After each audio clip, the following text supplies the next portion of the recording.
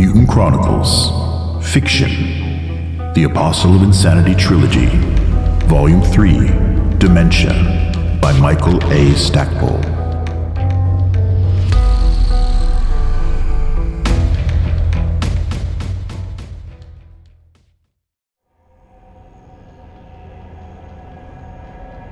Chapter 16.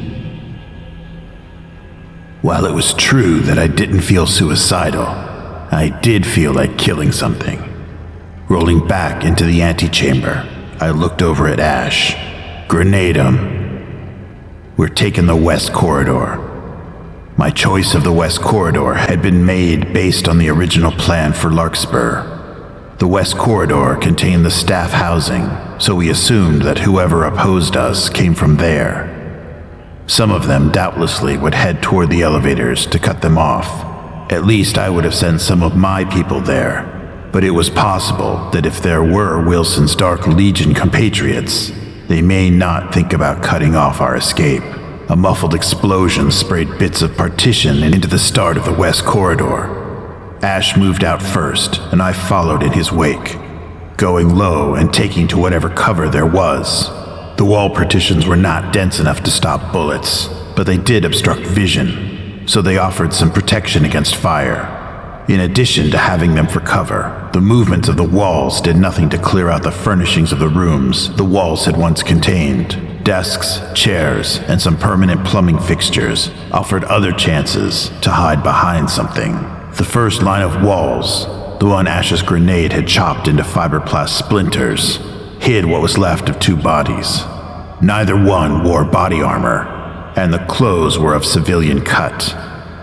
Being as how both had been near the ground zero for a rifle grenade blast, it was difficult to tell if their clothes had been dirty before or just soiled during the blast. But I was willing to bet these guys had been down here for as long as Sandy had been a captive. Base, concentrate on clearing the South Corridor. Double A is rolling up west. The others have the prize. Get them clear. As planned. Hold position. Strictly amateur west, so far. Roger, will inform of progress. Thanks. The maze in the West Corridor had me feeling a bit claustrophobic. The ceilings were just over 3 meters high, and the walls packed things in close. Ash caught fire down a long, narrow corridor that was clogged with desk chairs. The video feed I got from him showed a hand firing down along the wall, despite the fact that his limbs had independent chip assemblies that functioned like dinosaur auxiliary brains without visual sensors. They were no better at shooting than the sniper down the hall. He kept shooting high to avoid the desks, so with a running start I slid myself across the corridor's narrow mouth and took up a position opposite Ash. I don't think the sniper saw me go. The shooter ripped off a clip of ammo at Ash, allowing his interceptor SMG to recoil up and chip the concrete ceiling, then withdrew his arm to reload. As he did that, I popped up and brought the CAW-2K to bear. Without waiting for him to show himself again, I triggered a long burst at the corner behind which he hid. I tooled the muzzle around to give myself a nice little figure-8 pattern, but by the time I'd gotten to 4, the heretic twisted and danced out into the corridor. His limp body cartwheeled back into the wall, then collapsed in the middle of the intersection. Ash and I immediately moved forward. He got a bit in front of me as I slowed. Something didn't feel right to me. 2 guards in heavy armor had been placed in the front rooms of the suite where they housed Sandy. But only 3 lightly armed and unarmored folks had opposed us so far. That made sense if the light opposition were the first people to respond, and their goal was to buy time for others to come up. I switched vision over to infrared and saw heat signatures moving down both corridors that ran parallel to the one we advanced along. Had we been more cautious in our approach to eliminating the man holding the corridor, these other troopers would have come around behind us. Deuce, Ace here. You could have some imps in your 6 o'clock. We'll try to waylay them. Thanks, Ace. Keys is moving things. I'll have him cut pursuit off. Ash, move it. We've got heretics east and west of us. I pointed him off toward the west. About 10 meters down a corridor headed north, and 5 more beyond that one headed south. That southern corridor was our goal, since the larger of the 2 parties I'd heat-censored moving past us went by that way. Speed is of the essence. Ash started to run, but as he entered the intersection with the northern corridor, he flew up into the air. A piercing whine filled the whole level as the Attila unit did a mechanical imitation of the sniper who lay behind him in a pool of blood. Bits and pieces of Ash clouded the air with metal. 1 second he was tattered, but whole and functional. The next, as I hit the floor, his body had evaporated. His skull bounced back and landed in my hands. 1/2 of his face was gone, and his brain case showed some serious denting. His computing core shot me a visual image of 2 cylinders hanging down from the ceiling, about 25 meters on into the corridor. Each sprouted the muzzle of a Gatling cannon. His data packet included their designation, HMG Mark 19B Chargers, which made them capable of filling the air with almost 100 of their 16.7mm projectiles per second. The little sensor balls mounted in front of the foregrip provided the guns with the ability to target radio frequency modulations. Radio calls and non-computer equipment operated on frequencies that didn't trigger the chargers, but Ash had been one big target when he stepped into Death Alley. Base, Ace here. Any security stuff available on the west corridor? Key's trying now. He's picking up overwrought men through the smoke detectors. No telling the number. Going away or coming toward me. Waiting. Southern corridor is sealed, so everyone will have to come back in your direction. Ask Keys about cracking codes on cannon canisters in this wing. Say again? Ceiling-mounted charger canisters. RF mod reactions. Cease will trip them. So will you and Ash. He has. I don't plan to if I can avoid it. Given Imperial's attitude, we should have anticipated these things. Keys have canister codes. Says the place is covered with them. They're new, and the codes will be tough. Roger. Clear south and southeast first. Keys has people coming in your direction. East or west of me? Both. Shit, I need time. He'll shift the walls. Roger. Get him clearing the way for the prize. That is paramount. Base out. The heretics coming after me knew from the whine where at least parts of someone or something were. They thought they would have a limited area to sweep to find any intruders, because no one or nothing would get past the Gatling cannons. As long as they swept the area south of the cannons, they'd have their prey. In thinking that, they missed one important fact about the cannons themselves. The heretics hadn't been shot by them when they passed on the corridor. The reason for that was because the cannons had been specifically designed to use against agents of Imperial's mortal corporate enemy, Cybertronic. The RF targeting system, while sophisticated and deadly, was useless against anyone who didn't have a computer on them. Depressing a button on the inside of Ash's eye socket, I popped the top of his head open and withdrew the plum-sized core that was everything Ash was, except for being big and strong. It was virtually indestructible, and probably a good deal more immortal than the soul the Brotherhood likes to prattle on about. I brought the core's single little IR sensor up to my right eyeball, and it read a shutdown code from my computer and turned itself off. Until I manipulated some buttons on the back of the egg-shaped core, Ash would sleep like a dead man, which is exactly how I would sleep if I couldn't get past the cannons. I tucked Ash's core into my left gauntlet and let the CAW-2K hang across my back on its sling, lying flat on my belly with my head pointing towards Ash's smoking wreckage. I took a deep breath. Then I ordered my computer to turn itself off. It refused. It told me that deactivating it during a combat situation was suicidal. I overrode its refusal. Again, it refused. I noted that I'd be cut to nothing if it didn't shut off. This time, the override took. The computer shut itself down. The light in my eyes went out. My legs went numb and then dead. The last function the computer performed was to reset 3 buttons that clicked up beneath the flesh behind my right ear. I could feel them pressing against my flesh, and they began to itch. Even half asleep, I would have swiped at them with my hand and quite likely depressed them. That was the computer's failsafe. If it ever went down, the buttons would pop up, and what little was left of my brain would make me bat them down again. It was a foolproof system, but one that would get me killed if I gave into it. Of course, had my brain still contained a lot of the left brain tissue that allows my cold and logical thinking, I would have been able to restrain myself. It did not.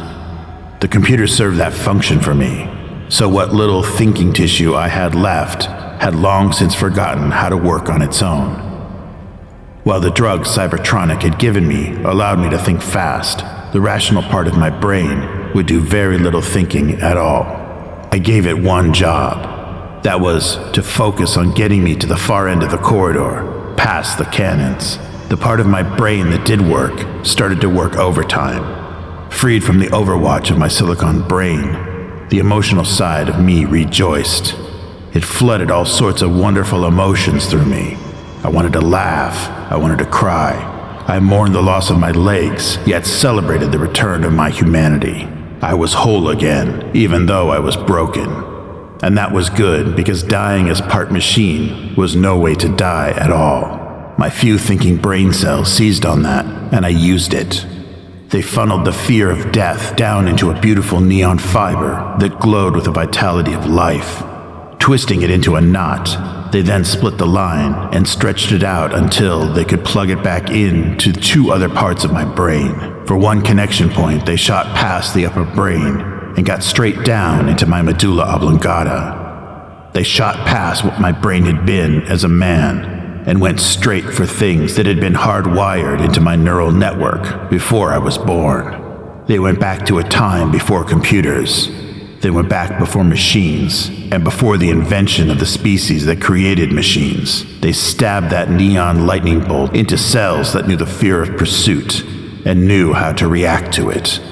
They triggered the flight response at the core of every living thing, and that set me scrambling on my belly down the corridor toward the dormant cannons. The other sizzling neon threads whipped back into my right brain. It wove itself around the original fear fireball that gave it life, then searched out emotions that fear had driven into the shadows. The neon point narrowed to a needle, then threaded together courage and hope. Turning back on itself, it sliced a small piece of urgency from the emotional blanket enfolding fear and sewed that into the mix. 5 meters, and then 10.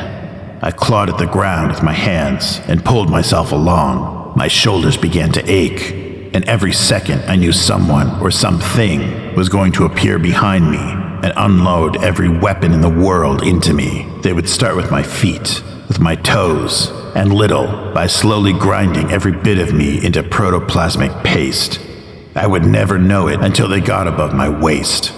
The pain would overwhelm me, and I would die screaming in untold agonies. Snarling as the neon found defiance and stitched it into my emotional engine, I slid myself over toward the junction of the wall and floor. My right hand found purchase on the wall easier, and I started making greater progress. The voices I heard behind me, I could not make sense of their words because my thinking brain was otherwise engaged. Pulse new urgency through me. The fingers of my right hand actually stabbed into the plasterboard partitions and gave me a better grip. 15 meters in, and I picked up my pace. I could taste freedom from fear as I neared the things that had destroyed Ash. They were to be feared, but not at the moment. They were quiet, though smoke drifted up from their muzzles. The scent of cordite slicked the back of my throat. The cordite almost doomed me. There in that corridor, it was so overpowering, it made fear swell up to gargantuan proportions. All the fear I had ever felt in any firefight ever poured into my fear bucket and geysered out. Fear started to erode me and everything I was. Fear became my reality. Anything I would do would be wrong. That I knew. Each attempt at a decision ran into a wall of fear, and I stopped. I lay there on my stomach. in the corridor, beached and motionless like a dying fish, with cannons ahead of me and voices growling in volume behind me. My fear paralyzed me. I could not go forward, nor could I go back. All I could do was fear. I would lay there in fear until I died. And then, as the skeleton told me, all I would have was my fear. Fear of having nothing but fear jolted life back into my arms.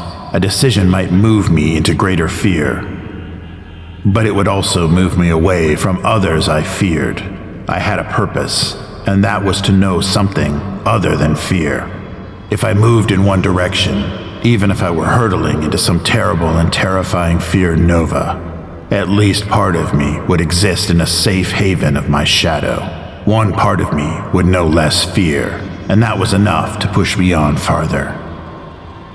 Tile by tile on the floor, the distance between me and the cannons dropped away. Gnashing my teeth, I pulled myself past the 20-meter mark, and onward and onward. 3 meters, then 2. Then mere centimeters separated me from the oasis in the middle of the corridor of death. At my goal, I laughed aloud and flipped myself over onto my back, staring up at the bases of the canisters. I knew I had reached the halfway point, and I was safe. Then I saw movement at the end of the corridor I had quitted. My right hand slapped the side of my helmet, and my computer immediately came back up. Above me, the charger barrels began to spin, but because they could not locate a target in their firing arc, they did not begin shooting. Their motion did attract the attention of the 3 individuals in heavy armor at the far end of the corridor, and one of them beckoned unseen companions into combat. Heavily armored though they might have been, they were not combat trained. I burned a clip from my CAW-2K and scattered them. The submachine gun didn't have enough power to burn through their armor, but they ran for cover as if I were using the chargers on them. Base, this is Ace. Status. Where have you been, Ace? Prize is on the elevators. You can run. Not at the moment. You better. Keys has people south of you and more working around to the north. Won't be able to help you much longer. Get out, as we planned. We'll go, Ace. Base. Yes? Get Andy some Nick sticks for me, and say goodbye to Carl. If you don't first, gotta go. Another burst from my CAW-2K kept the heretics back until one of them stepped out into the corridor and trained an assault rifle on me. I fired at him, but he didn't shoot at me. He turned back towards his fellows and said something to them, then turned back at me and gestured at me to get my hands up. I dropped the CAW-2K as more of the heretics filled the corridor. They started forward and stopped, and hung back as something else entered the corridor behind them. Even the leader hugged a piece of wall as the huge creature shouldered his way past. Floor tiles popped beneath its steely claws. It carried a Dragonfire Gatling cannon with the ease that Ash had managed the AR-3000. In fact, with its bulging muscles and burning red eyes, the creature looked as if it might have been the Dark Legion's answer to Attila units like Ash. Or Attila units might have been created to deal with things like this. The leader of the heretics called out to me from behind the thing, slowly stalking down the corridor. You are wise, infidel, to surrender. You could never stand against the might of a Razid. To the creature in front of him, he added, Take him alive. We may trade him for the woman if we cannot find her. The necklace Razid turned back to nod at the human, and that gave me a chance to act. I poured Ash's memory core into the palm of my hand, hit his reset buttons, and sidearmed his consciousness down the corridor. It hit once, slid a bit, then rebounded off the wall and smacked the Razid right where his head met his shoulders. Supplied with a computer-active target, albeit a small one, the chargers blazed into action. The cannon's heavy shells beat the Razid's bullet-shaped head into a gray-green mist. That might have instantly killed the creature, but it did not stop. The Razid turned back toward the cannons and stumbled forward. Its long arms kept it upright, and some of the shells actually ricocheted off parts of the creature that were not organic in origin. Fortunately for me, the same shots that decapitated the Razid punched Ash's core farther down the corridor. Its irregular shape and the fact that it kept bouncing off various heretics forced the charger cannons to spray their stream of fire back and forth across the corridor. The storm of 16.7mm cannon shells dismembered the Razid. Only because of his size were there any recognizable pieces left of him. The same could not be said of the heretics, who took fire once he stopped shielding them. I scooped my CAW-2K up and fired at both chargers. The whirling barrels were made of metal and had grown quite hot with the friction and fire from their shooting.